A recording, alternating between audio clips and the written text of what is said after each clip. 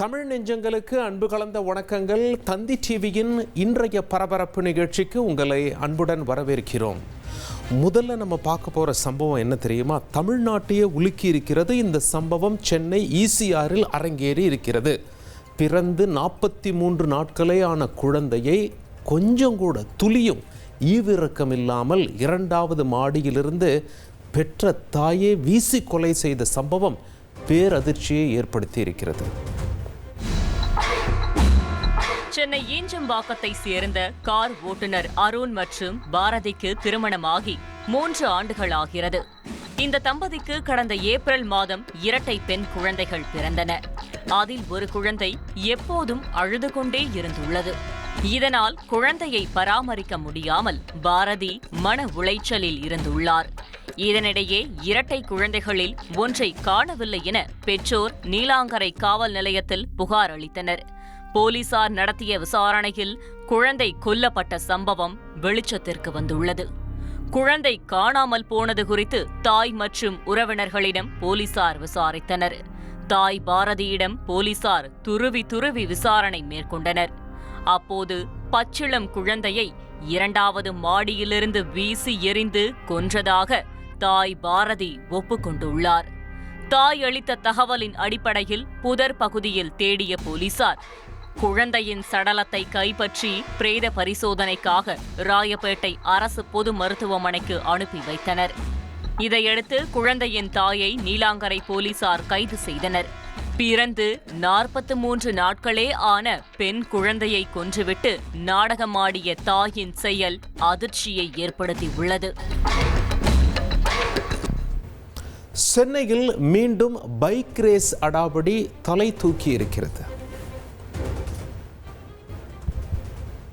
சென்னையில் இளைஞர்கள் அதிவேகமாக வாகனங்களை இயக்கி சாகசத்தில் ஈடுபடும் சம்பவங்கள் தொடர்ந்து நடைபெற்று வருகின்றன. குறிப்பாக கடந்த சில தினங்களுக்கு முன் அண்ணா நகரில் அதிவேகமாக வாகனத்தை இயக்கிய 10க்கும் மேற்பட்ட இளைஞர்களை கைது செய்த போலீசார் அவர்களிடமிருந்து 10 பைக்குகளை பறிமுதல் செய்தனர்.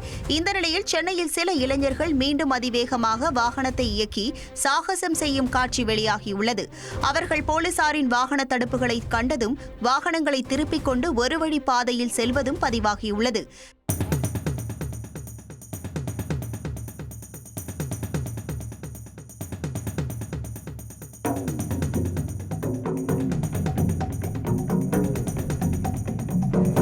ரூல் த வேர்ல்ட் என்ற பெயரில் அவர்கள் வீடியோ வெளியிட்டுள்ள நிலையில் வாகன எண்களை வைத்து போக்குவரத்து போலீசார் விசாரணை மேற்கொண்டுள்ளனர்.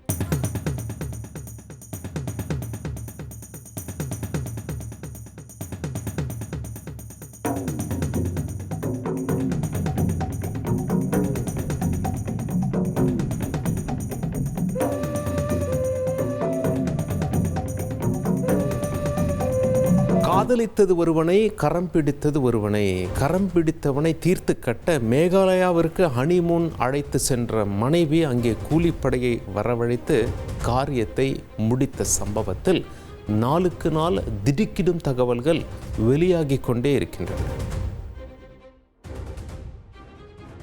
நாட்டையே உலுக்கிய மேகாலயா ஹனிமூன் கொலை வழக்கில் கொலைக்கு திட்டமிட்டது முதல் கொலை செய்து உடலை வீசி எறிந்தவரை அனைத்திலும் சோனம் ரகுவன்ஷியின் பங்கு இருப்பது விசாரணையில் உறுதியாகியுள்ளது. மத்திய பிரதேசத்தை சேர்ந்த ராஜா ரகுவன்ஷி திருமணம் முடிந்த அடுத்த நாளே கொலை செய்யப்பட்டார். இது தொடர்பாக மனைவி சோனம் ரகுவன்ஷி போலீசிடம் ஒப்புதல் வாக்குமூலம் அளித்துள்ளார். காதலனுடன் சேர்ந்து சோனம் அரங்கேற்றிய கொலைக்கான திட்டமிடல் குறித்தும் கைது செய்யப்பட்டவர்களிடமிருந்தும் அதிர்ச்சி தகவல்கள் வெளியாகியுள்ளன. கூலிப்படையை சேர்ந்தவர்கள் மேகாலயாவிற்கு வந்த முதல் நாளே சக சுற்றுலா பயணிகள் போல நடித்து ரகுவன்ஷிக்கு நட்பாக ஹாய் சொல்லியிருப்பதும் விசாரணையில் தெரியவந்துள்ளது. அதோடு சோனத்தின் காதலன் ராஜ் சிங் குஷ்வா கடைசி நேரத்தில் ரகுவன்ஷியை பார்த்து பரிதாபப்பட்டு கொலை திட்டத்தை கைவிடும்படி வலியுறுத்தியதாகவும் சொல்லப்படுகிறது. நடந்த சம்பவம் தொடர்பாக கொலை வழக்கு பதிவு செய்த போலீசார் சோனத்தையும் காதலன் ராஜ் சிங் குஷ்வாவையும் கூலிப்படையை சேர்ந்தவர்களையும் கைது செய்து சிறையில் அடைத்துள்ளனர். இந்த சம்பவத்திற்கு பிறகு சோனத்தின் பெற்றோரும் இப்படியானதொரு மகள் தங்களுக்கு தேவையே இல்லை என தெரிவித்ததோடு சோனத்திற்கு அதிகபட்ச தண்டனையை வழங்க வேண்டும் என வலியுறுத்தியுள்ளனர். கணவரை மனைவியே தீ வைத்து எரித்து கொன்ற அதிர்ச்சிகர சம்பவம் கிருஷ்ணகிரியில் அரங்கேறியிருக்கிறது.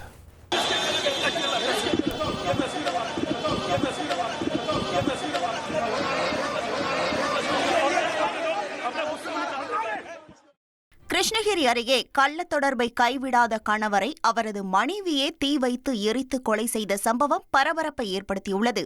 காவேரிப்பட்டினம் அருகே நேருபுரம் கிராமத்தை சேர்ந்த ரங்கசாமி, கவிதா தம்பதியருக்கு 2 மகள்களும் 1 மகனும் உள்ளனர். ஒரு மகளுக்கு திருமணமான நிலையில் மற்றொரு மகள் கிருஷ்ணகிரியில் உள்ள கல்லூரியில் படித்து வருகிறார். இந்த நிலையில் ரங்கசாமிக்கும் தருமபுரி மாவட்டம் காரிமங்கலத்தை சேர்ந்த பெண் ஒருவருக்கும் தவறான உறவு இருந்ததாக கூறப்படுகிறது. இது தொடர்பாக கவிதா தகராறில் ஈடுபட்டுள்ளார். இந்த நிலையில் இரவு வீட்டின் மாடியில் ரங்கசாமியின் அலறல் சத்தம் கேட்டுள்ளது. இதையடுத்து மகன் மற்றும் மகள் அங்கு சென்று பார்த்தபோது ரங்கசாமி உடலில் தீப்பற்றி எரிந்து கொண்டிருந்தார். இதையடுத்து மருத்துவமனையில் அனுமதிக்கப்பட்ட ரங்கசாமி சிகிச்சை பலனின்றி உயிரிழந்தார். இதுகுறித்து போலீசில் புகார் அளித்த மகன் தந்தையை தனது தாயார் தீ வைத்து எரித்து கொலை செய்ததாக கூறியுள்ளார். இதையடுத்து தப்பி ஓடிய கவிதாவை போலீசார் தேடி வருகின்றனர். கோயில் திருவிழால மோதல் ஏற்பட்டது. அதை தடுக்க சென்ற போலீசாரை தாக்கியதில் மண்டையிலிருந்து ரத்தம் சொட்டிய காட்சிகள் பரபரப்பை ஏற்படுத்தியிருக்கிறது. கிருஷ்ணகிரி மாவட்டம் ஊத்தங்கரை அருகே காவல் ஆய்வாளரின் மண்டை உடைக்கப்பட்ட சம்பவம் பரபரப்பை ஏற்படுத்தியுள்ளது. ரெட்டிப்பட்டி கிராமத்தில் கோவில் திருவிழா நடைபெற்று வரும் நிலையில் அங்கு வெடித்த பட்டாசின் காரணமாக பள்ளி பேருந்தின் கண்ணாடி உடைந்து 2 குழந்தைகளுக்கு காயம் ஏற்பட்டது. இதனை அறிந்த சம்பவ இடத்திற்கு வந்த காவல் ஆய்வாளர் ஜாஃபர் ஹுசேன் சம்பந்தப்பட்ட நபரான தென்னரசு என்பவரை கைது செய்தார். இதனால் ஆத்திரமடைந்த அதே பகுதியைச் சேர்ந்த அருண் என்பவர் காவல் ஆய்வாளர் ஜாஃபர் ஹுசேன் மீது கல்லை வீசிய நிலையில் அவரது மண்டை உடைந்து ரத்தம் கொட்டியது.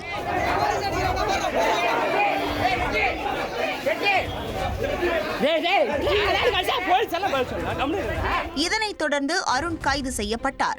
ஆனந்தூர் அம்மன் கோவில் அரசு மதுபான கடையால் தான் இதுபோன்ற பிரச்சனைகள் வருவதாக கூறி அப்பகுதி மக்கள் சாலை மறியலில் ஈடுபட்டனர். அடுத்தடுத்து நடந்த சம்பவங்களால் அப்பகுதி பரபரப்பாக காணப்பட்டது. இந்த சம்பவத்தில் மேலும் 11 பேரை போலீசார் கைது செய்துள்ளனர்.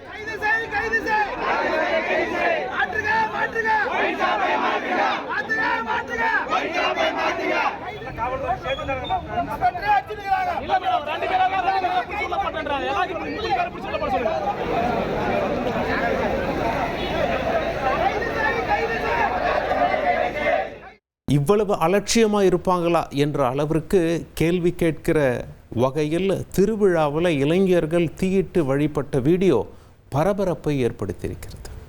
கள்ளக்குறிச்சி மாவட்டம் சின்னசேலம் அருகே கோயில் திருவிழாவின் போது நடைபெற்ற கலை நிகழ்ச்சியில் பக்தர்களின் வேட்டி மற்றும் காலில் திடீரென தீப்பற்றியதால் பரபரப்பு ஏற்பட்டது. காட்டனந்தல் கிராமத்தில் மாரியம்மன் கோயில் திருவிழா நடைபெற்றது. இதனைத் தொடர்ந்து இரவில் நடைபெற்ற கலை நிகழ்ச்சியில் மழையையும் பொருட்படுத்தாமல் நடன கலைஞர்கள் குத்தாட்டம் போட்டனர். அப்போது எதிர்பாராத விதமாக பக்தர்களின் வேட்டி மற்றும் காலில் திடீரென தீப்பற்றியதால் பரபரப்பு ஏற்பட்டது.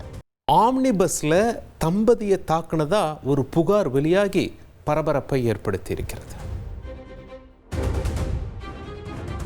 விழுப்புரம் மாவட்டம் விக்கிரவாண்டி அருகே ஆம்னி பேருந்து ஊழியர்கள் தகாத வார்த்தைகளால் வசைபாடி தாக்கியதாக புகார் அளித்த தம்பதி வீடியோ ஒன்றையும் வெளியிட்டுள்ளனர். இப்ப தூங்கிட்டு இருந்த ஆளு வந்து எனக்கு கம்ப கொண்டு தடிக்க நீ மச்சாளா நீ மச்சான் வண்டி கொண்டு வந்து உள்ள வந்து கம்ப எடுத்து அடிப்பாரா? இவன் வீட்டு வண்டியா? ஆளு வந்து அடிக்கலாமா? கம்ப கொண்டு வந்திருக்காவே கம்ப கொண்டு வந்திருக்கா எதை கொண்டு வந்தா? சென்னையிலிருந்து நாகர்கோவிலுக்கு சென்ற பேருந்தில் கைக்குழந்தையோடு பயணித்த செல்வன், ஆன்சி தம்பதிக்கு இந்த அவல நிலை ஏற்பட்டுள்ளது. இந்த சம்பவம் தொடர்பாக ஆம்னி பேருந்து ஓட்டுநர் உட்பட 5 பேர் மீது விக்கிரவாண்டி போலீசார் வழக்கு பதிவு செய்துள்ளனர். காவல் நிலையத்துக்குள்ளேயே அரசியல்வாதிகளோட கேக் வெட்டி பிறந்த நாளை கொண்டாடி சர்ச்சையில் சிக்கியிருக்காரு ஒரு இன்ஸ்பெக்டர். கேரள மாநிலம் கோழிக்கோட்டில் காவல் நிலையத்திற்குள் அரசியல் கட்சி பிரமுகர்களுடன் பிறந்தநாள் கேக் வெட்டி கொண்டாடிய காவல் ஆய்வாளரின் வீடியோ இணையத்தில் வலம் வருகிறது.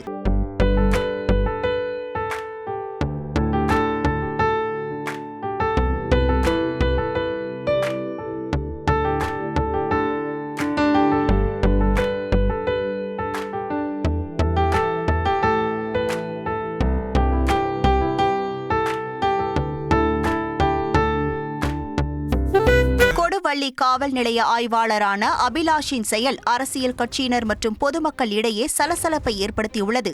இது தொடர்பாக கோழிக்கோடு எஸ்பி விசாரணை மேற்கொண்டுள்ள நிலையில் விரைவில் ஆய்வாளர் மீது நடவடிக்கை எடுக்கப்படும் என கூறப்படுகிறது. காஞ்சிபுரத்தில் பள்ளி மாணவிக்கு சிறார்களே பாலியல் தொல்லை கொடுத்த சம்பவம் தமிழகத்தையே உலுக்கி இருக்கிறது. பாலியல் குற்றங்களுக்கு எதிராக கடுமையான சட்ட நடவடிக்கைகள் எல்லாமே எடுக்கப்பட்டாலுமே குற்றங்கள் அப்படிங்கிறது குறைதா அப்படின்னு கேட்டால் இல்லை அப்படிங்கிறது தான் கசப்பான பதிலாக இருக்குது. குறிப்பாக சிறார்களுக்கு எதிரான பாலியல் குற்றங்கள் குறையலை அப்படிங்கிறது வேதனையிலையும் வேதனை. தேசிய குற்ற ஆவண காப்பகத்துடைய தரவுகள் படி 2022 1,22,617 இருந்த போக்சோ குற்றங்களுடைய எண்ணிக்கை 2023 1,31,886 அதிகரிச்சிருக்கு. ஒவ்வொரு நாளும் சிறார்களுக்கு எதிரான குற்றங்கள் அங்கொன்னும் இங்கொன்னுமா நடக்கிறத கேள்விப்பட்டுட்டு தான் இருக்கிறோம். இதை சரி செய்ய நடவடிக்கைகள் கடுமையாக்கப்படும் கூடிய நேரத்தில் கூட ஏன் இதை கட்டுப்படுத்த முடியல அப்படிங்கிற கேள்வி மட்டும் தொக்கி நிற்குது. சரி, இப்போ காஞ்சிபுரத்தில் நடந்த ஒரு கொடூர சம்பவத்தை பற்றி பார்க்கலாம். காஞ்சிபுரத்தில் இருக்கிற களக்காட்டூர் அப்படிங்கிற பகுதியைச் சேர்ந்த சிறுமி 10ஆம் வகுப்பு வரைக்கும் படிச்சுட்டு காஞ்சிபுரத்திலேயே இருக்கிற ஒரு அழகு நிலையத்தில் வேலை பார்க்குறாங்க. அந்த சிறுமிக்கு நடந்த கொடூரம் தான் இப்போ தமிழகத்தையே அதிர்ச்சிக்குள்ளாக்கி இருக்கு. 15 வயசாகிற அந்த சிறுமி தனக்கு நல்லா தெரிஞ்ச 2 சிறுவர்களோட சேர்ந்து விளையாடிட்டு இருந்திருக்கிறாங்க. அந்த சிறுவர்களில் ஒருத்தர் 9ஆம் வகுப்பும் இன்னொருத்தர் 8ஆம் வகுப்பும் படிக்கிறாங்க. அவங்களுடைய வயசு 13, 14 தான். இந்த நிலையில தங்களோட விளையாடிக்கிட்டு இருந்த அந்த சிறுமியை ஒரு பூங்காக்கு அழைச்சிட்டு போறாங்க சிறுவர்கள் 2 பேரும். அப்ப அங்க இருந்த ஒரு இளைஞர் சிறுமிக்கு குளிர்பானத்துல மயக்க மருந்தை கலந்து கொடுக்கிறார். இந்த நிலையில மயங்கின சிறுமி அந்த சிறுமி கிட்ட அந்த இளைஞரும் 2 சிறுவர்களும் பாலியல் சீண்டல்ல ஈடுபட்டிருக்கிறாங்க. சிறிது நேரத்திலேயே மயக்கம் தெளிஞ்ச அந்த சிறுமி இதை பத்தி தன்னுடைய பெற்றவங்க கிட்ட சொன்னதை அடுத்து மாவட்ட காவல் கண்காணிப்பாளர் அலுவலகத்தில் புகார் அளிக்கப்பட்டு காஞ்சிபுரம் அனைத்து மகளிர் காவல் நிலையத்தில் வழக்கும் பதிவு செய்யப்பட்டிருக்குது. விளைவு, அந்த இளைஞர், அந்த பள்ளி சிறுவர்கள் கைது செய்யப்பட்டு விசாரணை நடத்தினதில் அவங்க பேரில் போக்சோ வழக்கு பதிவு செய்யப்பட்டிருக்கு. போக்சோ வழக்கு பதிவான நிலையில் அந்த இளைஞரை சிறையில் அடைச்ச போலீசார் சிறுவர்கள் 2 பேரையும் சிறுவர் சீர்திருத்த பள்ளியில் அடைச்சிருக்கிறாங்க. இந்த சம்பவம் அந்த பகுதிவாசிகள் மட்டும் கிடையாது, ஒட்டுமொத்த தமிழகத்தையுமே அதிர்ச்சிக்கு உள்ளாக்கி இருக்கு. இப்போ இந்த சம்பவத்தில் பெரும் அதிர்ச்சியை கொடுத்த விஷயம் என்ன அப்படின்னு பார்த்தோம்னா 2 பள்ளி சிறுவர்கள் இதில் ஈடுபட்டது தான். இப்படி சிறார்களே இது போன்ற குற்றங்களில் ஈடுபட என்ன காரணம்? எந்த இடத்துல தப்பு நடக்குது? இது போன்ற எண்ணங்கள் ஏன் வருது அப்படிங்கிற கேள்வியை நாம உளவியல் நிபுணர் அபிலாஷா கிட்ட முன்வச்சோம். அதுக்கு அவங்க என்ன பதில் சொன்னாங்க அப்படிங்கிறத பார்க்கலாம். சைக்கலாஜிக்கலாக இதை நீங்கள் அனலைஸ் பண்ணிங்கன்னா ஏன் இந்த பசங்க இப்படி பிஹேவ் பண்ணுறாங்க, தன்னை விட வயது முதிர்ந்த பெண்கிட்டயே அவங்களுக்கு ஒரு அட்ராக்ஷன் இருக்குது, இதெல்லாம் பார்த்தீங்கன்னா இப்போ இந்த பர்டிகுலர் சம்பவத்தில் ஒரு இளைஞரும் இதில் ஈடுபட்டிருக்காரு. ஸோ அவருடைய கைடன்ஸ்லேயும் அட்வைஸ்லேயும் கமாண்ட்லேயும் கூட இந்த விஷயங்கள் நடந்திருக்கலாம். பசங்களுக்கு எப்பவுமே ஒரு ஹீரோயிசம் உண்டு, அந்த மேல் ஷாவனிசம் சொல்லுவோம். நான் ஆண் பிள்ளை அப்படின்னு இந்த பெற்றோர் வளர்க்குற முறையில் ஆண் குழந்தைகளை ஒரு மாதிரியும் பெண் குழந்தைகளை ஒரு மாதிரியும் வளர்ப்பாங்க. இம்பார்ட்டன்ஸ் கொடுத்து அவன் கேட்குறான் தண்ணி எடுத்துகிட்டு வந்து கொடு, அவன் வேலையெல்லாம் செய்ய மாட்டான், நீ தான் செய்யணும், இந்த மாதிரி சின்ன சின்ன விஷயத்தில் ஆரம்பிக்கிறது.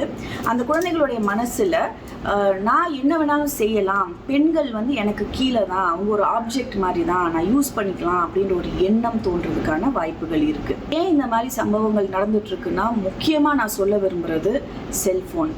செல்ஃபோனை பசங்க கையில் கொடுக்காதீங்க. இப்போ இந்த பசங்கள்லாம் ப்ரீ டீன் அண்ட் டீனேஜில் இருக்கிற பசங்க தான்.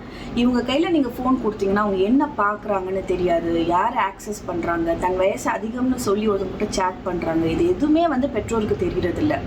அந்த குழந்தைகளுக்கும் ஜட்ஜ்மெண்ட் தெரியாது, டிசிஷன் மேக்கிங் இருக்காது, ப்ராப்ளம் சால்விங் ஸ்கில்ஸ் அவங்களுக்கு டெவலப் ஆகிருக்காது. அதனால தான் 18 வயசுக்கு அப்புறம் தான் ஓட்டுரிமைன்னு ஏன் சொல்கிறோன்னா அப்போ தான் கொஞ்சமாவது அவங்களுக்கு காக்னிட்டிவ் ஸ்கில்ஸ் டெவலப் ஆகிருக்கும்.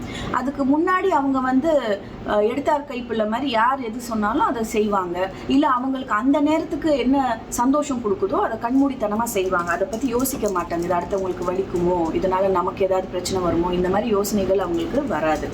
அதனால் முடிஞ்ச வரைக்கும் சரியான ஒரு கைடன்ஸ் வேணும் வீட்டிலேயே. அதாவது பெற்றோர் செல்ஃபோன் கொடுக்காதீங்க, உங்கள் குழந்தைகள் என்ன பண்ணுறாங்கன்றதை கண்காணிங்க, என்ன மாதிரியான நட்பு வட்டாரத்தில் இருக்காங்கன்றதை கண்காணிங்க. விருதுநகரில் சாலையில் சென்ற நூற்பாலை தொழிலாளியை கஞ்சா போதையில் இளைஞர்கள் வழிமறித்து கொலைவெறி தாக்குதல் நடத்திய சம்பவம் பதற வைத்திருக்கிறது.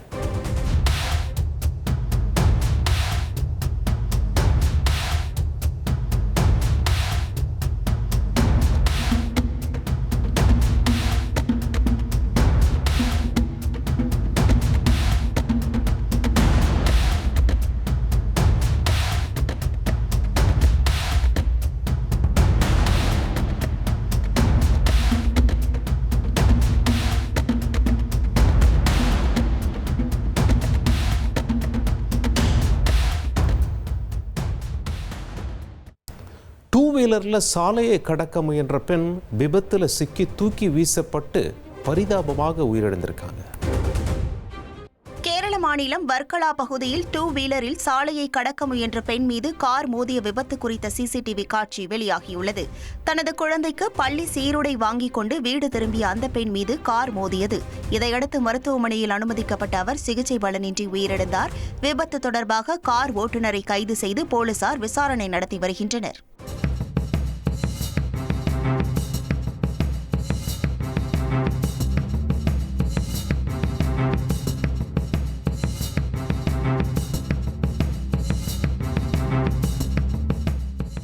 ட்ரம்ப் அதிபராக வந்ததிலிருந்தே பரபரப்பாக இருக்கிறது. அமெரிக்காவில் லாஸ் ஏஞ்சலஸ் என்ற ஒரு நகரம் இருக்கிறது. அதுதான் ஹாலிவுட்டின் தலைநகரமாக பார்க்கப்படுகிறது.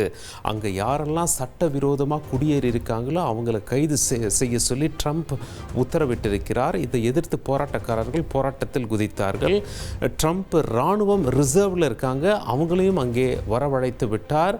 கண்ணீர் புகை வீச்சு, சில தள்ளுமுள்ளு காட்சிகள், கைது காட்சிகள் இதெல்லாம் அரங்கேறின. போராட்டக்காரர்கள் சிலர் என்ன பண்ணாங்க, இதுதான் சாக்கு, இதுதான் நேரம் அப்படின்னு சொல்லி பார்த்து பூட்டி இருக்க கடையை உடைத்து கொண்டு பொருட்களை சூறையாடி சென்றார்கள். இது போன்ற 23 கடைகள் அந்த பகுதியில் சூறையாடப்பட்டிருக்கிறதா சொல்கிறாங்க. ஒரு ஆப்பிள் ஐஃபோன் கடையில் புகுந்து லட்சக்கணக்கான ஐஃபோன்களை திருடிச் சென்ற காட்சிகளும் வெளியாகி பரபரப்பை அதிகமாக்கி இருக்கிறது. அந்த காட்சிகளை பார்த்து விடுவோம்.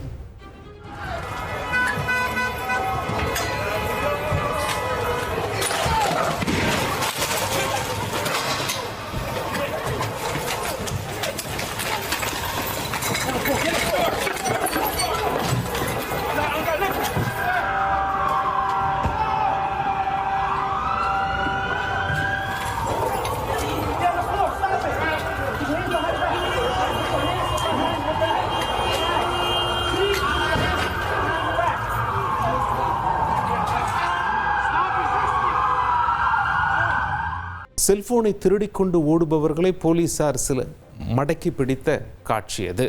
போராட்டம் லாஸ் ஏஞ்சலஸில் மட்டும் இல்லைங்க, அமெரிக்கா முழுவதும் பல்வேறு நகரங்களில் பரவிவிட்டது. எங்கெல்லாம்னு கேட்டிங்கன்னா தலைநகர் வாஷிங்டன் டிசி, வர்த்தக தலைநகரம் நியூயார்க், அது மட்டும் இல்லாமல் சிகாகோ, ஆஸ்டின், டெக்சாஸில் கூட பரவும் என்ற அளவிற்கு அங்கே முன்னெச்சரிக்கை நடவடிக்கையாக அங்கே இராணுவம் இறக்கப்பட்டிருக்கிறார்கள். இப்படியாக அமெரிக்கா முழுவதும் இந்த போராட்டம் பரவி இருக்கிறது. இது தொடர்பான காட்சிகளை பார்த்து விடுவோம்.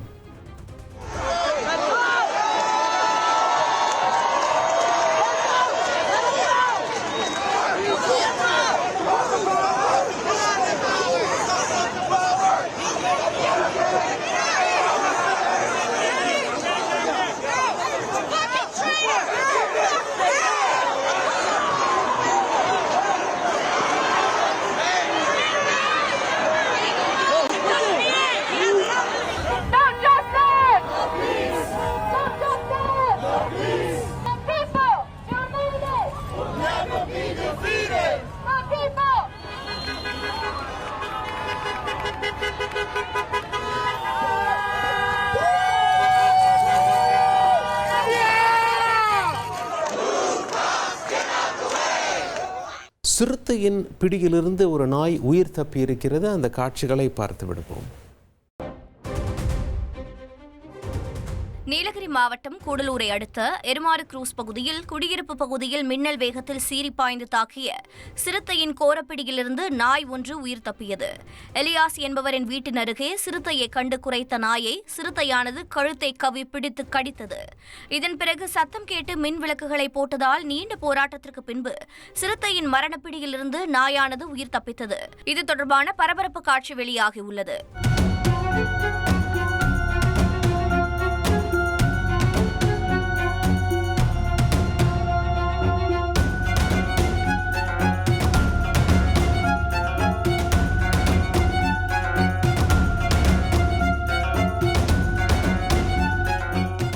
கள்ளக்காதலை முறித்த பெண்ணை கொடூரமாக கொலை செய்த சம்பவம் பெங்களூருவில் அரங்கேறியிருக்கிறது. கள்ளக்காதலை முறித்துக் கொள்ள விரும்பிய பெண்ணை காதலன் 17 முறை கத்தியால் குத்திக் கொன்ற சம்பவம் பெங்களூருவில் அரங்கேறியுள்ளது. கர்நாடகா மாநிலம் பெங்களூருவில் தனியார் மென்பொருள் நிறுவனத்தில் பணிபுரிந்து வந்த ஹரிணி என்பவருக்கும் யாசஸ் என்பவருக்கும் பழக்கம் ஏற்பட்டு நாளடைவில் கள்ளக்காதலாக மாறியுள்ளது. இதை பற்றி தெரிந்து ஹரிணியின் கணவன் கண்டிக்கவும் கள்ளக்காதலை முறித்துக் கொள்வதாக யாசஸிடம் ஹரிணி கூறியுள்ளார். கோபமடைந்த யாஷஸ் இறுதியாக ஒருமுறை தனிமையில் இருக்க வேண்டும் என்று கூறி ஓயோ ஹோட்டலில் ரூம் போட்டு ஹரிணியுடன் உல்லாசமாக இருந்துவிட்டு 17 முறை கத்தியால் குத்தி கொன்றுள்ளார். சடலத்தை கைப்பற்றிய போலீசார் விசாரணை மேற்கொண்டு யாசஸை கைது செய்தனர். இத்துடன் தந்தி டிவியின் இன்றைய பரபரப்பு நிகழ்ச்சி நிறைவடைகிறது. மீண்டும் சந்திப்போம் நாளை இரவு 10 மணிக்கு. நன்றி, வணக்கம்.